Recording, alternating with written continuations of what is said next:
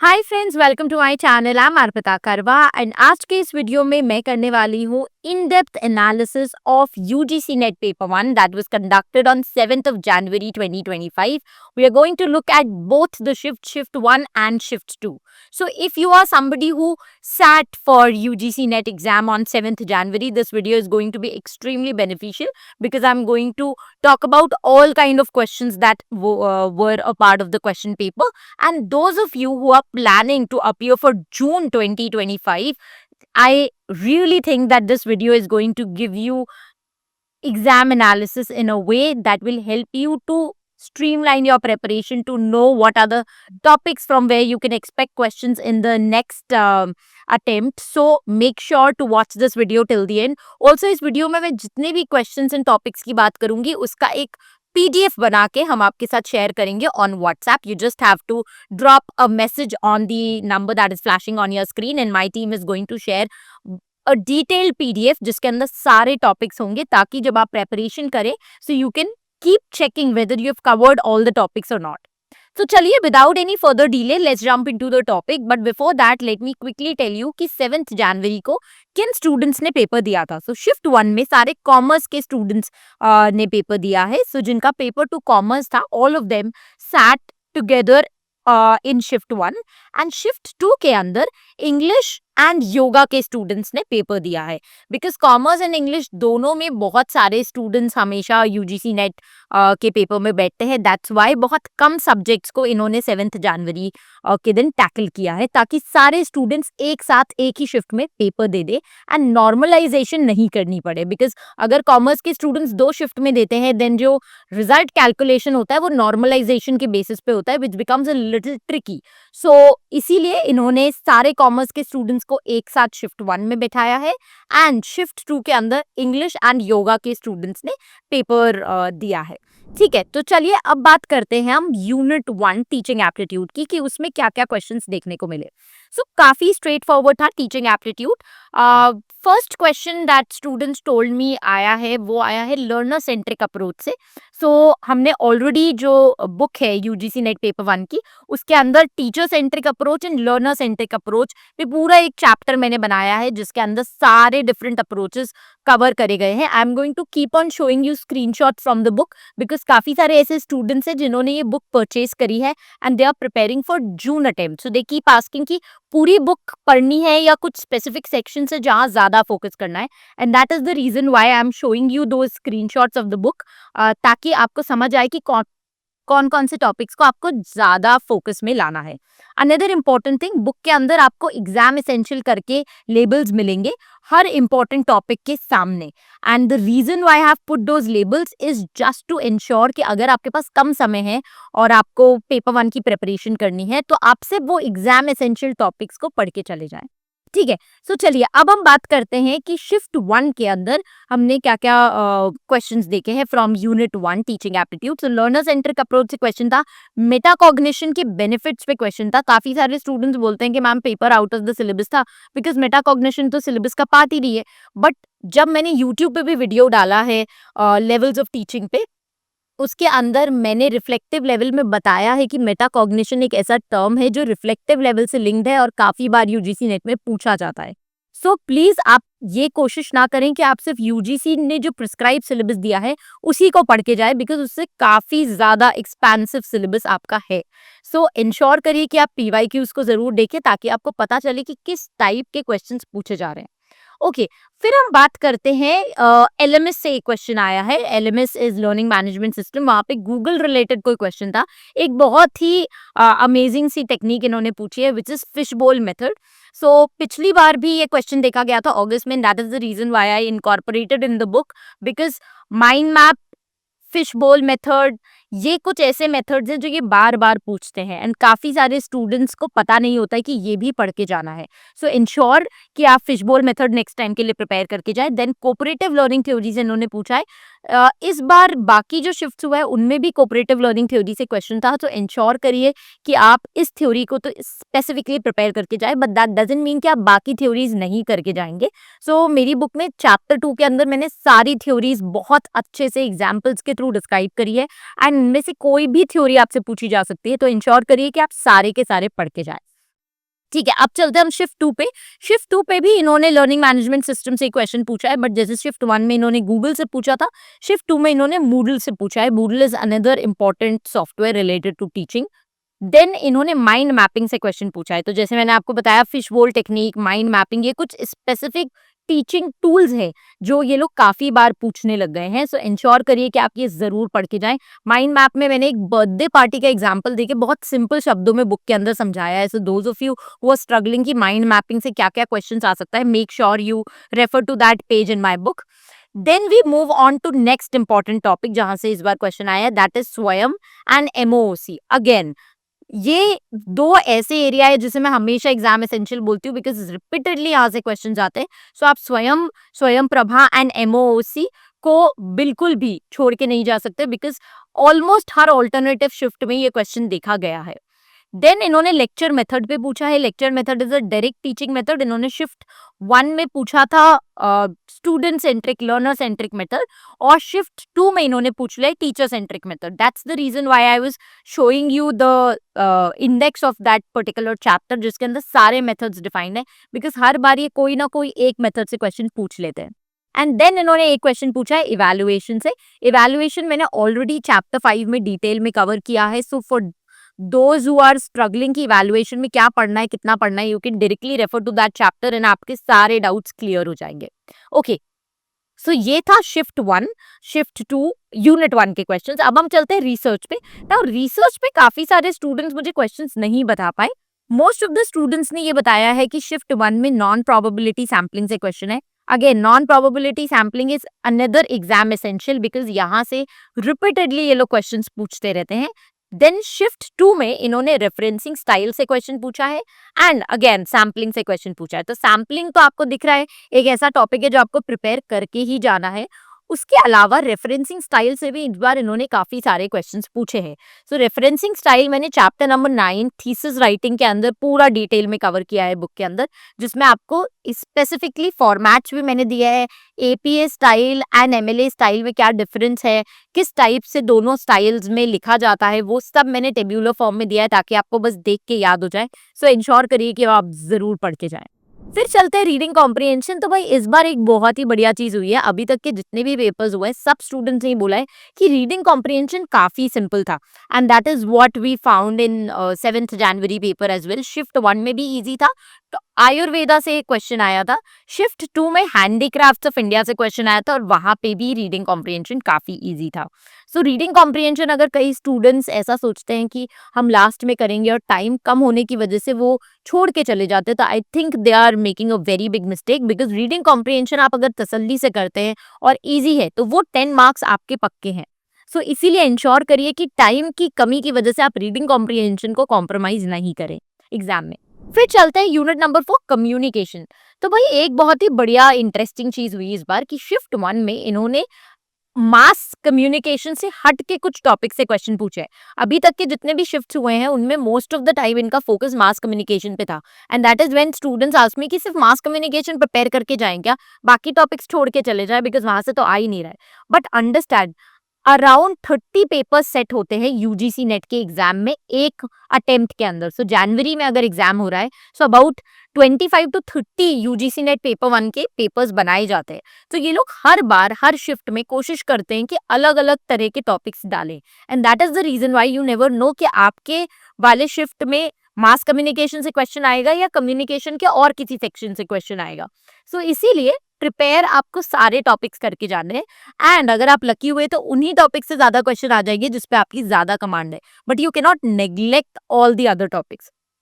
सो अगर हम बात करते हैं शिफ्ट 1 में, तो इन्होंने कॉनोटेशन से क्वेश्चन पूछा है। कॉनोटेटिव, डिनोटेटिव मीनिंग होते हैं, डेफिनेशंस की जब बात हम करते हैं कम्युनिकेशन की, डिफरेंट डिफरेंट डेफिनेशंस, वहां पे ये टॉपिक पकड़ में आता है। काफी सारे स्टूडेंट्स ने मुझे बोला था कि मैम हमें बहुत प्रॉब्लम आ रही है मास कम्युनिकेशन में, क्या पढ़ना है क्या नहीं पढ़ना है। So just for them I would want to tell you कि if you have my book UGC NET paper 1 की, तो उसमें आप देखेंगे कि मैंने स्टार्टिंग में जो इंडेक्स होता है टेबल ऑफ कंटेंट, उसके अंदर जितने भी टॉपिक्स हैं जो पीवाईक्यूज में लास्ट 10 इयर्स में पूछे गए हैं, उन सबको लिखा है विथ पेज नंबर्स की ये टॉपिक कहाँ पे मैंने कवर किया है। ओके, सो दैट आप आपको एक ही जगह पूरा रोड मैप मिल जाए कि आपको किस तरीके से प्रिपेयर करना है।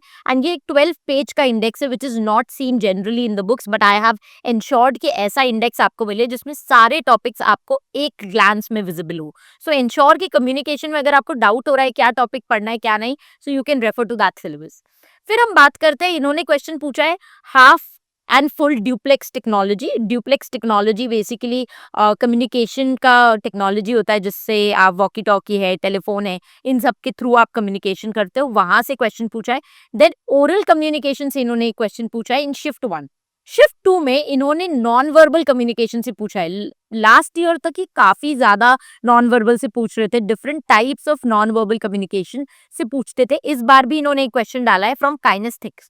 सो थम्स अप के ऊपर एक क्वेश्चन था कि ये किस टाइप का वो है, जेस्चर, बॉडी लैंग्वेज से जब कम्युनिकेशन होता है तो उसे क्या बोलते हैं। सो ये सारी चीजें विद इमेजेस मैंने बुक में कवर करी है। इंश्योर करिएगा कि आप छोड़ के नहीं जाए, you must have to read it. काफी कॉमन है, जनरल है, अगर आपको रियल लाइफ एग्जाम्पल्स के थ्रू आपको जब ये टॉपिक्स पढ़ाए जाते हैं तो आपको शायद इन्हें रटने की जरूरत ही नहीं पड़ेगी। You can just read it the paragraph once and you are good to गो।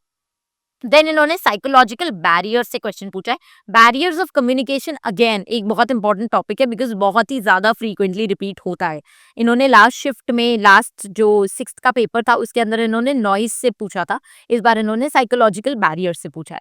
फिर हम चलते हैं मैथमेटिकल रीजनिंग। तो मैथमेटिकल रीजनिंग में इन्होंने क्वेश्चन पूछा है कोडिंग डिकोडिंग, जो ये हर शिफ्ट में पूछ रहे हैं, so very very common question. फिर इन्होंने बोथ स्ट्रीम से क्वेश्चन पूछा है, अपस्ट्रीम डाउनस्ट्रीम, और ये चीज इन्होंने शिफ्ट 1 और शिफ्ट 2 दोनों में पूछी है। सो दिस इज समथिंग जो थोड़ा सा आउट ऑफ सिलेबस हो जाता है because not a lot of people prepare for it. So इस चीज का आप अलग से ध्यान रखिएगा। मैंने ग्रीन में हाईलाइट इसीलिए करी हूँ कि ये एक टॉपिक है जो अगर आप प्रिपेयर नहीं करके जाने वाले हैं जून में तो आप करके जाइए। देन इन्होंने एज ऑफ फादर का क्वेश्चन पूछा है, तो एज रिलेटेड क्वेश्चंस भी ये पूछते हैं। फिर मिसिंग टर्म से इन्होंने क्वेश्चन पूछा है। मिसिंग टर्म, कोडिंग डिकोडिंग, ये ऐसे टॉपिक्स है जो बार बार रिपीट होंगे। इस टाइम मैंने एक चीज नोटिस करी है, इन्होंने रिलेशनशिप से ज्यादा क्वेश्चंस नहीं पूछे हैं, बट ये तो अभी तक के शिफ्ट है। जब हम आगे के शिफ्ट का एनालिसिस मैं आपके सामने लेके आऊंगी तो हो सकता है वहां पे इन्होंने रिलेशनशिप बेस्ड क्वेश्चंस भी पूछे हो। शिफ्ट 2 की अगर बात करें तो इन्होंने लेटर सीरीज से पूछा है, इन्होंने बोट एंड स्ट्रीम से पूछा है, इन्होंने एवरेज से पूछा है, प्रॉफिट एंड लॉस से पूछा है। प्रॉफिट एंड लॉस अगेन एक ऐसा टॉपिक है जो काफी सारे शिफ्ट्स में रिपीट हुआ है। सो ये टॉपिक भी आप अच्छे से प्रिपेयर जरूर करके जाइएगा फॉर द नेक्स्ट अटेम्प्ट। फिर बात करते हैं लॉजिकल रीजनिंग। तो लॉजिकल रीजनिंग से भी अगेन कुछ कॉमन टॉपिक्स हैं जो हर बार ये पूछेंगे, जिनको मैं एग्जाम एसेंशियल्स बोलती हूँ, बिकॉज ये ऐसे टॉपिक है जो आने ही आने हैं, आप इसे प्रिपेयर करे बिना नहीं जा सकते यूजीसी नेट में। सो स्क्वायर ऑफ ऑपोजिशन एक ऐसा टॉपिक है जिनसे ये हर बार एक क्वेश्चन पूछते हैं, तो ये शिफ्ट 1 में आया था। शिफ्ट 1 में another important topic is informal fallacy, जो शिफ्ट 1 और शिफ्ट 2 दोनों में देखा गया है। सो फैलेसीज भी प्रिपेयर करना बहुत जरूरी है, और इसे मैंने बहुत डिटेल में 5 पन्नों में अपनी बुक में समझाया है बिकॉज फैलेसी से हर शिफ्ट में क्वेश्चन आ रहा है। देन इन्होंने इंडियन लॉजिक से भी क्वेश्चन पूछा है, शब्द के टॉपिक से, न्याय फिलोसफी से। सो इंडियन लॉजिक काफी सारे स्टूडेंट्स को प्रॉब्लम आती है, मैंने एक पूरा चैप्टर में इसे टैकल किया है बुक के अंदर। तो those who are preparing please chapter 20 को बहुत अच्छे से देख के जाइएगा, उसके अंदर पूरा इंडियन लॉजिक अच्छे से कवर्ड है। फिर इन्होंने क्वेश्चन पूछा है वैलिड इनवैलिड रीजनिंग से, और ये सिर्फ शिफ्ट 1 में नहीं बल्कि शिफ्ट 2 में भी इन्होंने पूछा है। सो आपको पता होना चाहिए रीजनिंग कितने टाइप की है, आर्ग्यूमेंट्स कितने टाइप के। अभी पिछले शिफ्ट में अगर आपने मेरा एनालिसिस देखा है 6th का, सो उसमें इन्होंने स्ट्रॉन्ग एंड वीक आर्ग्यूमेंट से पूछा है, एट्रीब्यूट्स ऑफ आर्ग्यूमेंट से। इस बार इन्होंने वैलिड इनवैलिड रीजनिंग से पूछा है। दैट मीन्स बेसिक्स जो है, प्रोपोजिशन क्या होता है, स्टेटमेंट, कंक्लूजन, आर्ग्यूमेंट के कितने प्रकार हैं, आर्ग्यूमेंट में कितने सारे प्रीमाइस, कंक्लूजन करके कितने पार्ट्स हैं, ये सारे जो बेसिक्स हैं लॉजिकल रीजनिंग के लिए, ये फंडामेंटल कॉन्सेप्ट्स आपके टिप्स पे होने चाहिए। फिर बात करते हैं हम शिफ्ट 2 पे, तो इन्होंने फैलेसी से पूछा है, वैलिड इनवैलिड रीजनिंग से पूछा है, इन्होंने मूड एंड फिगर्स से पूछा है, एट्रीब्यूट्स ऑफ आर्ग्यूमेंट से भी क्वेश्चन आया है, and square of opposition repeat हुआ है। सो यू कैन सी जिन्होंने भी एटलीस्ट यूजीसी नेट के पास्ट ईयर के कुछ पेपर्स को देखा है वो ये देख सकेंगे कि अभी तक के 6 यूनिट जो हमने डिस्कस करी है, कोई भी ऐसा टॉपिक नहीं है जो नया आया है, जो इन्होंने आज तक नहीं पूछा था।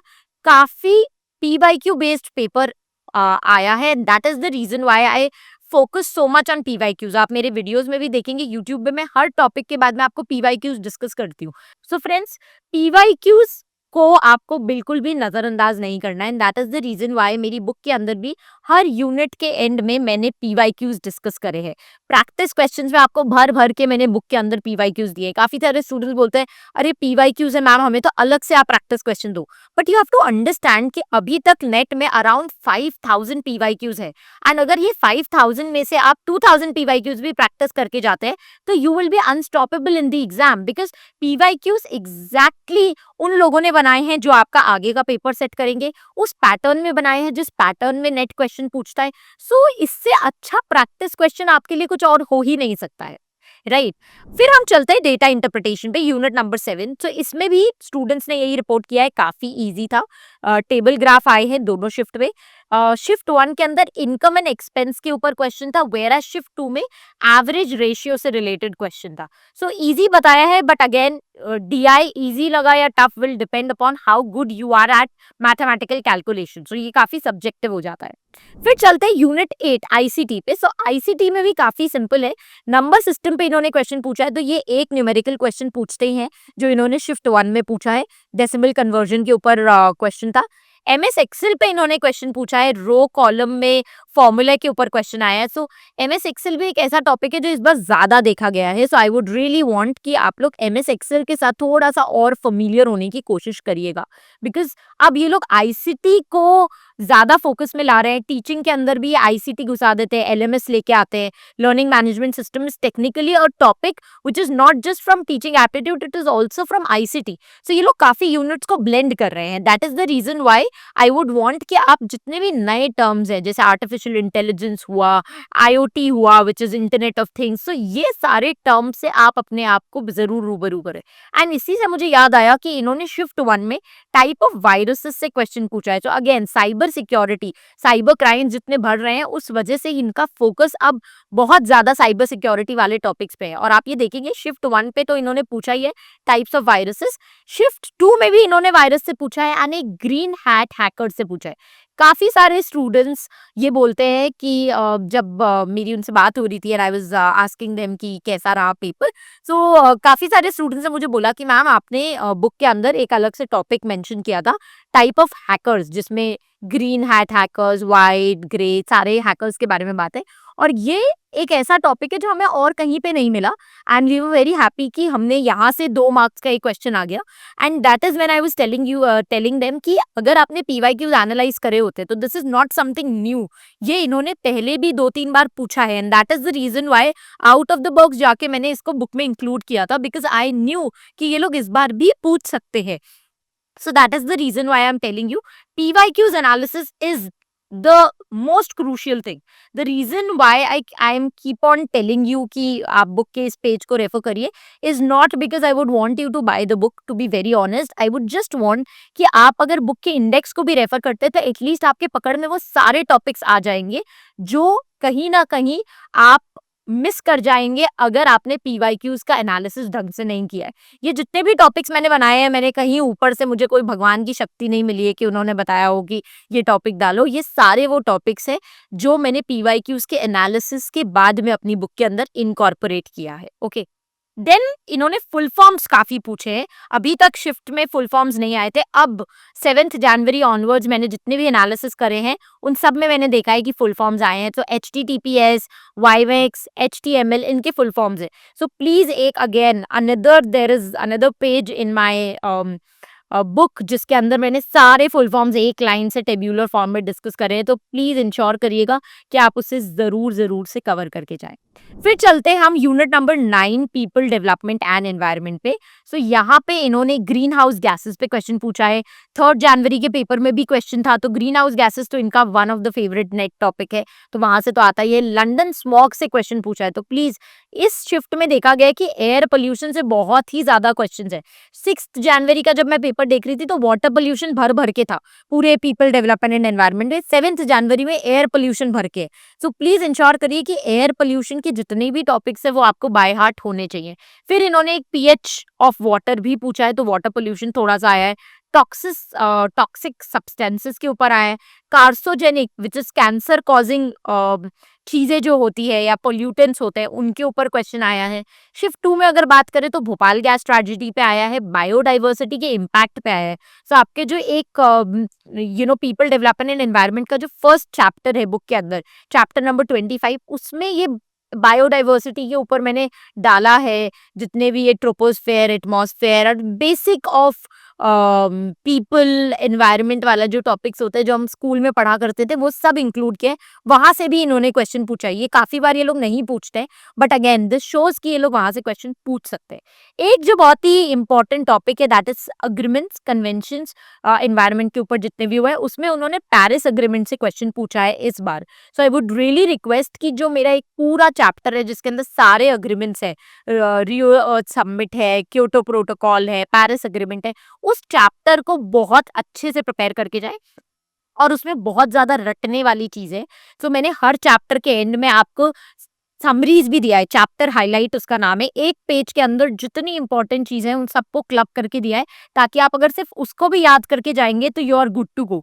सो इंश्योर करिए कि चैप्टर रीड करने के बाद उस चैप्टर हाईलाइट को आप जरूर से एग्जाम के पहले रिवाइज करके जाए। और मैंने साथ साथ आपको फॉरगेट मी नॉट करके बॉक्सेस दिए हैं पीपल डेवलपमेंट एंड एनवायरनमेंट में, जिसमें जितनी भी इंपॉर्टेंट चीजें हैं एक एक प्रोटोकॉल की, उसको एक बॉक्स फॉर्मेट में मैंने क्लब कर दिया है, ताकि आपके लिए बहुत आसानी रहे उस चीज को याद रखना एंड तक। क्योंकि इतना सारा डेटा जब हम याद करते हैं तो अगर हमारे पास ऐसे शॉर्ट नोट्स नहीं होंगे तो it is very very easy for us to forget all the information. So वो जरूर करके जाए। एंड अब हम चलते हैं लास्ट यूनिट पे, which is unit number 10, higher education.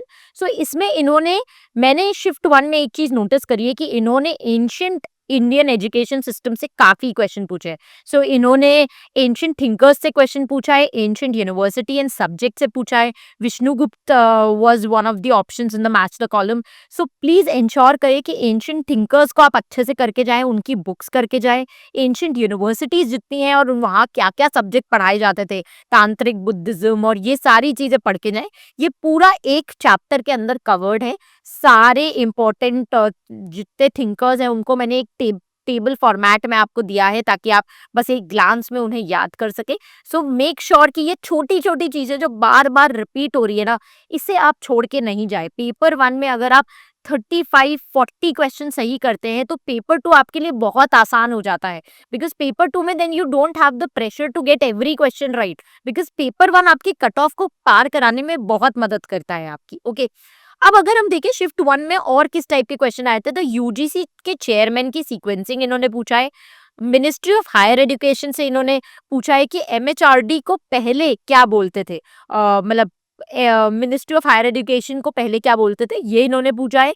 Then इन्होंने एजुकेशन कमीशन से पूछा है। So again education commission is something, जैसे हमने बात करी एनवायरनमेंट में प्रोटोकॉल्स आपको सारे पता होने चाहिए, वैसे ही आपको सारे pre and post independence commissions पता होने चाहिए। एक पूरे चैप्टर में मैंने इस चीज को डिस्क्राइब किया है। बुक को मैंने 33 चैप्टर्स में इसीलिए डिवाइड किया है कि आपको सारे टॉपिक्स अलग अलग चैप्टर में मिल जाए, ताकि ऐसे एक यूनिट आपको बहुत ज्यादा बड़ी नहीं लगे। उसको मैंने बाइट साइज चैप्टर्स में डिवाइड कर दिया है। एंड माय इंटेंशन है कि अगर आप इस बुक को एक एक चैप्टर करके करते हैं तो आप बहुत आसानी से पूरा सिलेबस को कम से कम समय में क्लियर कर पाएंगे।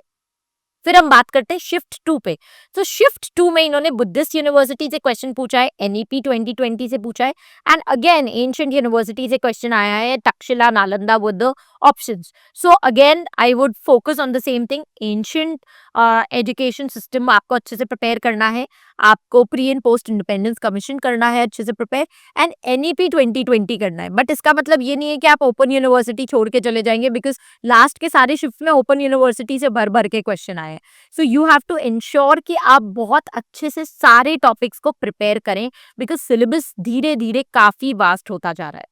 So now that we have discussed all the 10 units, it's time to look at the overall analysis. So difficulty level again I would say, क्योंकि कोई भी नए तरह के आउट ऑफ सिलेबस क्वेश्चंस नहीं थे, काफ़ी पीवाईक्यू बेस्ड पेपर था, इसलिए मैं बोलूँगी कि जो डिफ़िकल्टी लेवल है वो ईज़ी टू मीडियम है। इट वुड ऑल्सो डिपेंड कि कौन से सोर्स से और कितने अच्छे से आपने प्रिपरेशन करी है। हो सकता है आपने बेस्ट कोचिंग क्लास में एनरोल किया हो, बट अगर आपने उनका रिविज़न ही नहीं किया है, तो वो कोचिंग क्लास के नोट्स का क्या फ़ायदा? वहीं पे अगर किसी स्टूडेंट ने सेल्फ स्टडी भी करी है बट अच्छे से रिवाइज़ किया है, पीवाईक्यूज़ का एनालिसिस किया है, उस बेसिस पे सारे टॉपिक्स कवर करे, so that person would find this paper easy.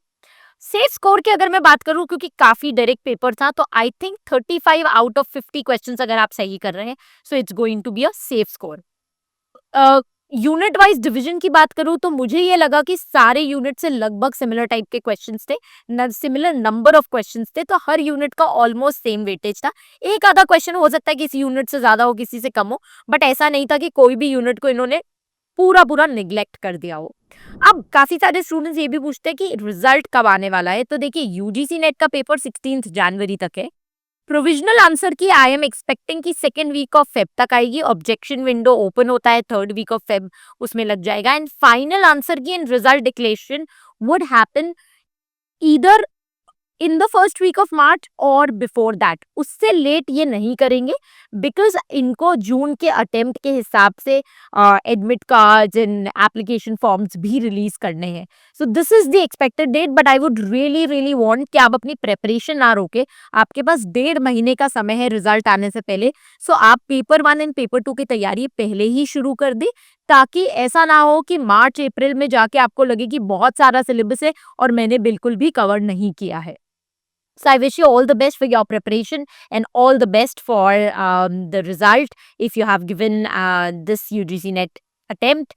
That's it from my side for this video lecture. I'll meet you very soon in the next video lecture. Till the time we meet next, happy learning, keep loving literature, and stay tuned to arpatakarwar.com.